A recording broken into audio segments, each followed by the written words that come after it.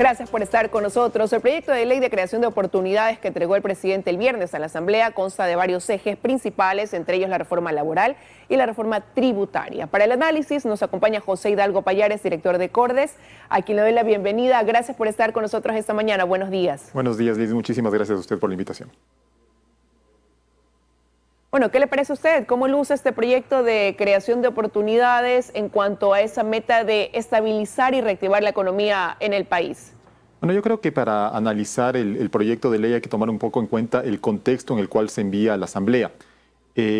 La situación fiscal que atraviesa el Ecuador no es una situación fiscal estrecha y crítica únicamente a consecuencia de la pandemia, sino que el Ecuador lamentablemente tiene cuentas públicas deficitarias estructuralmente desde hace muchos años que hacen necesario un ajuste fiscal. Por un lado, a través de un incremento en los ingresos, que es lo que se está proponiendo ahora con la reforma tributaria, pero sobre todo también a través de un recorte del gasto, que eso ya depende evidentemente del Ejecutivo. Dentro de la reforma tributaria, obviamente, y de esto seguramente vamos a hablar más adelante, el gobierno está poniendo énfasis en que las mayores cargas recaigan sobre los sectores más pudientes. Y el contexto en cuanto a la reforma laboral es un mercado en el cual más del 50% de los trabajadores están en la informalidad y apenas una tercera parte de quienes quieren trabajar tienen un empleo adecuado. Ahora, analizando esta primera parte, la tributaria, como usted bien lo ha señalado, la decisión del gobierno es poner una carga mayor en quienes más tienen, lo ha dicho, es el momento de apoyar a los que menos tienen. ¿Siente que hay una equidad, que es realmente equitativa esta reforma con el contenido que tiene la misma implícito? Sí, realmente. A ver, yo creo que hay que tomar en cuenta dos aspectos, Liz.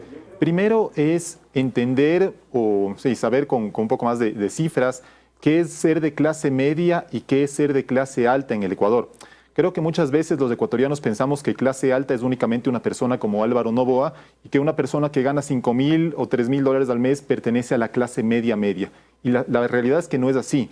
Una persona que gana $2,000 al mes o $3,000 al mes está dentro de un porcentaje muy reducido de trabajadores en el país y por lo tanto se les está pidiendo una contribución adicional también a esas personas que no son clase media, sino que forman parte ya de una clase media alta. Insisto, obviamente hay una diferencia importantísima entre quien gane $2,000 o $3,000 al mes y una persona, insisto, como Álvaro Noboa, pero siguen siendo en ambos casos parte de un porcentaje muy reducido de la población. Entonces, por un lado, se está pidiendo una contribución adicional en el impuesto a la renta a las personas a partir de quienes ganan más de $2,000 al mes. El presidente Lasso ha compartido una tabla de cuál sería la afectación de esa medida y realmente se ve que el impuesto o que la contribución adicional empieza a ser cada vez mayor a medida que aumentan los ingresos. Obviamente puede llegar un punto en el cual ya no se siente tanto la diferencia. Digamos, me invento el caso de una persona que gana $1,000,000 al año, pero esa persona, en cambio, se le está pidiendo una contribución por la vía del patrimonio. También a través de una tabla progresiva que empieza con 0,5% para patrimonios grandes. También leí un tuit en su momento de que una persona que tiene una casa de $550,000 es de clase media. Si es que una persona que tiene una casa de $550,000 de clase media, entonces ya me parece que tenemos los conceptos un poco distorsionados en el país. Pero yendo a su pregunta, me parece que efectivamente se está buscando una mayor equidad para que las personas que, habiendo sufrido la pandemia, pudieron capearla de mejor manera, colaboren con que el Estado pueda seguir brindando servicios adecuados a las personas que peor lo pasaron. A ver, por estas dos medidas, el gobierno plantea por cada una recaudación de $700 millones, $1,400 millones. Pero usted ya ha escuchado quizás opiniones como las que anticiparon en esta entrevista, la del ingeniero Javier Herbas, ex candidato presidencial de la ID. En el caso del impuesto al patrimonio, él decía, patrimonio no siempre es igual a liquidez. Y ya incluso el gobierno lo ha anticipado, ¿no? Que pueden darse esos casos donde van a decir, sí, tengo este patrimonio, pero lo que tengo ya no llega a ser rentable. ¿Cómo eso puede llegar a afectar en un momento el dar paso a esa medida por un lado y por otro lado el hecho de también hay quienes consideran se estaría afectando precisamente a quien se está apostando genere empleo, fuentes de trabajo aquí en el país? A ver, yo tengo al respecto una observación al proyecto de ley. Me parece que una medida tan extraordinaria como un impuesto patrimonial tiene que ser por una sola vez, y en el proyecto de ley se establece un impuesto al patrimonio por una sola vez a ciertas empresas, a las que tienen más de $1 millón de patrimonio, tuvieron ventas en 2020 mayores que en 2019 y generaron utilidades en 2020. Pero a las personas naturales se les está pidiendo ese esfuerzo por 2 años consecutivos, en 2022 y en 2023. Yo insisto, creo que una medida de ese tipo tiene que ser de carácter único y por lo tanto también debería limitarse a un solo año. Respecto al esfuerzo que se tiene que hacer, claramente patrimonio no es igual a liquidez.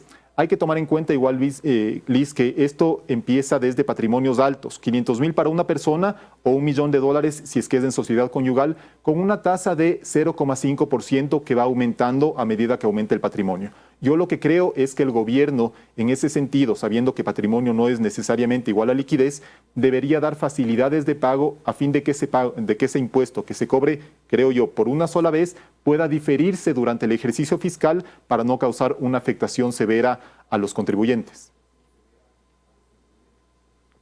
Ahora, y el ingeniero Hervas también resaltaba, ¿no?, que en este cuadro, en cuanto a las deducciones del impuesto de la renta, había revisado una tabla donde no sería tal cual el que más tiene, pues se ve como progresivo lo que usted decía, no este crecimiento de la aplicación de la deducción en conforme más ganas, más deduces, sino más bien lo contrario.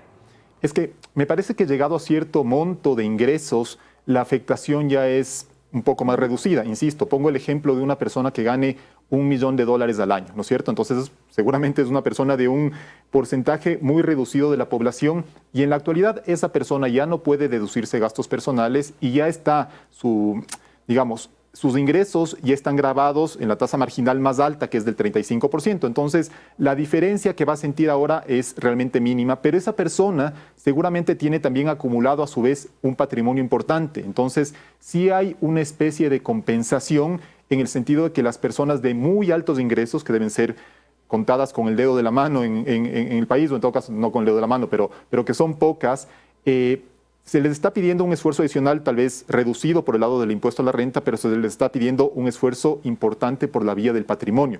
Entonces, yo sí creo que hay una visión de equidad en el proyecto de ley, en el sentido de que son las personas, ya sea de mayores ingresos o de mayores patrimonios, quienes colaboren, insisto, para que el Estado pueda brindar bienes y servicios de manera adecuada a los sectores más vulnerables, que son los que peor han pasado en la pandemia. Ahora, pero revisando la ley, en el artículo 122 establece una especie de crédito tributario. ¿Cómo esto viene a compensar también a las personas que precisamente pues se ven enmarcadas dentro de estos ajustes en la deducción del impuesto a la renta? A ver, aquí voy a tratar de explicar porque es un tema un poco técnico. En la actualidad, ¿no es cierto?, usted puede deducirse gastos personales hasta por, redondeando, $14,000 en el año. Entonces, supongamos el caso de una persona que gana $50,000 al año, su base imponible no son 50,000, sino que a esos 50,000 le resta 14,000 y su base imponible son entonces $36,000 y sobre eso se aplica el impuesto a la renta. Ahora primero se reduce el monto de gastos personales que uno puede deducir a $5,000 al año. Pero no es que esa persona que gana 50,000 ahora resta 5,000, sino que se le aplica la tabla sobre los 50,000, se genera un impuesto y el crédito tributario es lo que se reduce directamente del impuesto a pagar. Antes usted no reducía $14,000 de su impuesto a pagar, sino la diferencia entre los 50,000 y los 36,000. La diferencia en la tabla entre los 50,000 y los 36,000. Ahora ese crédito tributario es lo que usted va a pagar menos en impuesto, pero claramente se está reduciendo el monto de las deducciones porque se entiende que esas deducciones favorecen también sobre todo a hogares de ingresos altos que pueden pagar colegio privado, salud privada, y otros gastos relacionados que son los que justamente se pueden deducir.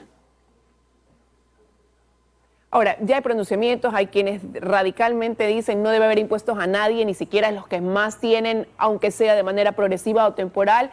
Ven que esta ley sí propende mucho a eliminar el déficit, pero ven que queda debiendo en materia de reducción de gastos. ¿Qué esperar en ese sentido, ¿no?, en la reducción de la burocracia, del gasto público? Yo estoy de acuerdo con eso. Yo creo que el ajuste fiscal tiene que recaer principalmente en la reducción del gasto. Pero, Liz, a ver, para este año, se tiene proyectado un déficit en el presupuesto del Estado de más o menos $4,800 millones. El año pasado, obviamente, en un contexto inédito, fue incluso mayor porque cayeron mucho los ingresos y se incrementaron algunos gastos en el contexto de la pandemia. de manera permanente este proyecto de ley busca obtener recursos tributarios adicionales por más o menos 700 millones, no digamos, dejando de lado lo que son impuestos al patrimonio, que son por una sola vez, lo que vendría dado, sobre todo por estos incrementos en el impuesto a la renta, generaría sobre más o menos 700 millones cada año.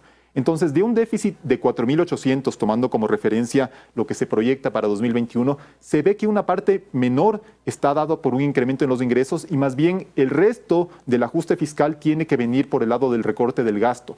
El gobierno yo creo que tiene eso bastante claro. El presidente Lasso fue sumamente explícito al respecto durante la campaña y creo que tiene bastante claro que todavía hay gastos principalmente administrativos que se pueden ir reduciendo, pero una cuestión que también nos tiene que quedar claro, creo, como ciudadanos, es que la razón de ser del Estado es brindar servicios adecuados a los sectores más vulnerables, principalmente salud, educación, seguridad, justicia, y por lo tanto tenemos que tener un Estado bien financiado. Se está pidiendo un aporte adicional a las personas de mayores ingresos, pero ese aporte adicional no va a ser el grueso de lo que ayude a eliminar el déficit fiscal, sino que eso tiene que recaer sobre todo en un recorte del gasto. Pero no debería entonces, para lograrse ese balance deseado, considerando también la crítica permanente de un Estado obeso, ¿no debería entonces acelerarse ese proceso de los recortes que dan paso pues también a la reducción de ese gasto? Yo estoy totalmente de acuerdo en que se tiene que seguir reduciendo el gasto. No sé qué tan acelerado puede ser porque, bueno, a ver, es importante identificar fuentes de ineficiencia, ¿sí? Gastos administrativos, de publicidad, algunos de comunicación, que no favorezcan a la sociedad en su conjunto. Pero hay, y usted recordará en una entrevista que tuvimos acá mismo con Jaime Carrera, el grueso del gasto del presupuesto del Estado está centrado en los sectores de salud, educación, seguridad. Entonces, hacer los recortes en ese tipo de sectores ya es un poco más delicado. Obviamente debe haber gastos administrativos que se pueden seguir recortando, pero no, mi punto, mi opinión es, no se debe afectar a la prestación de servicios que benefician a los sectores más vulnerables, porque eso afectaría a la razón de ser del Estado. Ahora, el gobierno le apuesta mucho a la inversión, pero por ejemplo, en la ley de creación de oportunidades no se establece un cronograma. Voy a citar un ejemplo de la eliminación del ISD.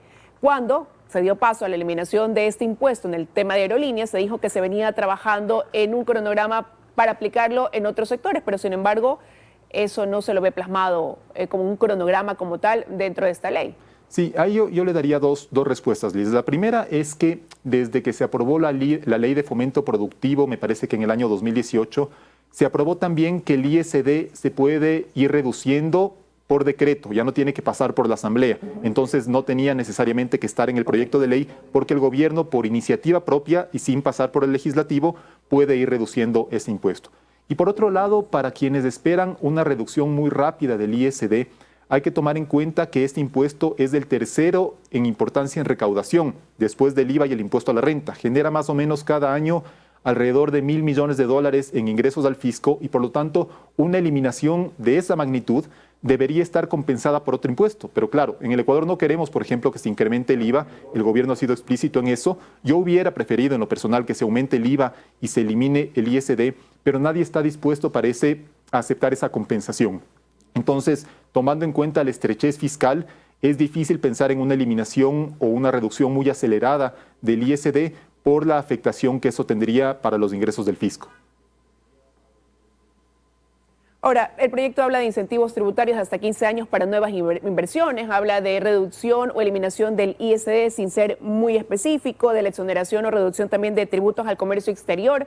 ¿Cómo impactan esta serie de medidas en el ámbito de generar esa reactivación productiva, de convertir al Ecuador también en un país atractivo para la inversión y de fuente generadora de empleo? Que hacia eso también se apuesta y todo va ligado de la mano con esos cambios en la reforma laboral que presentan 3 condiciones o 3 planteamientos nuevos de aplicación o de contratación en el país. Sí, justamente yo iba a decir que más allá de los cambios en materia tributaria o algunos incentivos en materia tributaria que se pueda dar a las nuevas inversiones, me parece que la medida fundamental para fomentar la creación de empleo, la inversión en el sector formal, son las medidas laborales que se están incorporando también en este proyecto de ley, que buscan principalmente que Usted recordará al inicio de la entrevista, mencioné que más del 50% de los trabajadores están en la informalidad y apenas una tercera parte tiene un empleo adecuado. Entonces, en ese contexto, generar nuevas opciones de contratación, ¿sí? Por ejemplo,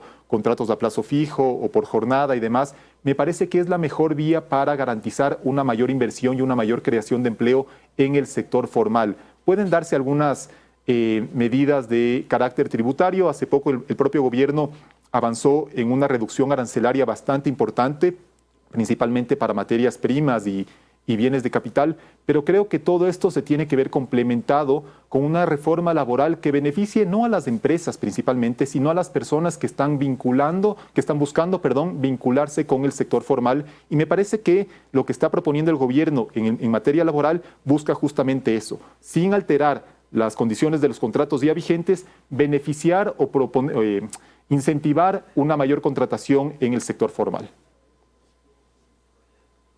Bueno, quiero agradecerle que haya estado esta mañana con nosotros en el análisis de algunos de los puntos que tiene incluidos esta ley de creación de oportunidades. Vamos a ir analizando en este espacio pues el contenido de dicha ley. Gracias nuevamente, economista. Muchísimas gracias a usted, Liz. Que esté muy bien.